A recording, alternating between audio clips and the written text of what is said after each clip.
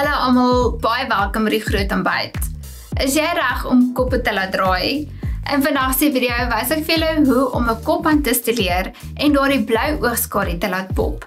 Dit is die perfekte kombinasie vir 'n vars, vol selfvertroue voorkoms die somertyd. Kom ons begin.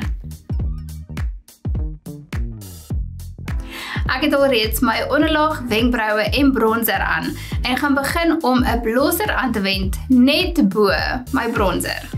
Vir hierdie voorkoms gebruik ek 'n ligte korol perske blosser om my gelaat te komplementeer. Met 'n bietjie concealer gaan ek die rooi aartjies verbloem op my ooglede en ek gebruik 'n kompakte borsel om dit te versprei en te versag. Met my blending borsel gaan ek hierdie ligte bloukleur in die waai van my oë aanwend. Maak altyd seker dat daar geen harde lyne is nie. Om effens diepte te skep, gaan ek 'n donkerder blaukleur op die buitekantse hoek van my oë aanwend en dit versag met my blending borsel. Ek gaan dieselfde blaukleur op die onderste ooglid aanwend. Ek gaan die witste wit oogskadu in die binnekantse hoekie van my ooglid aanwend en dit gaan my oog groot en oop vertoon. Jy kan ook natuurlik 'n shimmer aanwend as jy sou wou.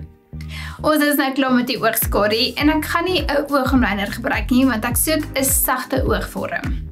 Ons gaan verseker valswimpers aansit, maar eers gaan ons 'n laagie mascara op ons boonste en onderste wimpers aanwend, net sodat die gom nie per ongeluk aan ons wimpers raak nie. Daar is so baie verskillende style valswimpers, so kies een wat by jou oogvorm pas. Ek persoonlik hou nie van 'n swaar valswimper nie, want dit voel asof ek nie my oë kan oophou nie. Wanneer jy 'n nuwe stel valswimpers kry, moet jy dit eers meet en sny volgens jou ooglengte. Die gom word aangewend op die band van die valswimper. Ek gebruik my tweezer, maar jy kan ook jou vingers gebruik. Soos ek afkyk in 'n spieël, plaas ek die valswimper so naby as moontlik aan my eie wimpers en maak seker dat die buitekantse hoekie vas is en dan die binnekantse hoekie. En net so het jy voller wimpers wat natuurlik lyk.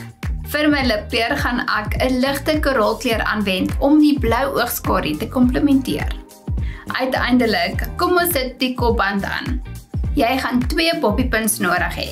Ek gaan die kopband vou dat dit 'n driehoek is en gaan dit by my haarlyn sit. Aan beide kante gaan ek die bobbiepins gebruik en die kopband aan my hare vasmaak. Soos dit. Daarna gaan ek die boonste stuk vat en dit vou oor die bobbiepins. En nou moet ek dit net vasmaak agter my kop. Hierdie voorkoms gee vir my 70s vibes wat so mooi inpas by die wye broekspype wat nou in die mode is. Ek hoop julle het hierdie week se video geniet saam met my. Vir meer raad en inspirasie, gaan volg my gerus op Instagram. Makeup by Annelies. Tot volgende week, totsiens.